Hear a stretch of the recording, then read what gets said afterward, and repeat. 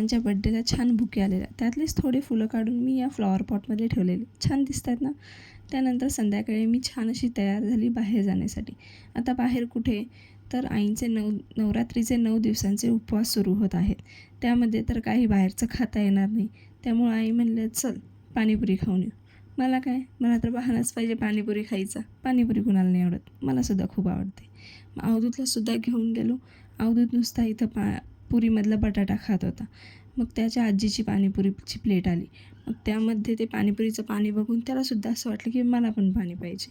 मग त्याला एक थेंब पाणी घालून पुरीमध्ये दिलं, तर इथं बघा कसं एकदम मोठ्या माणसांसारखा पाणीपुरी खातो आहे. त्याची पाणीपुरी खात होता तोपर्यंत माझीसुद्धा पाणीपुरी आली. मीसुद्धा खाऊन घेतली. पाणीपुरी खाऊन झाल्यानंतर मग म्हणलं थोडं बाजारातसुद्धा जाऊन येऊ. भाजी घेतली थोडीशी. भाजी घेऊन झाल्यानंतर घरी आलो. घरी येऊन सगळ्यांचे जेवण वगैरे झाले. जेवल्यानंतर मी थोडे टॅब्लेट्स घेतले कारण मला सर्दी झालेली. असा होता माझा आजचा मिनी ब्लॉग. बाय.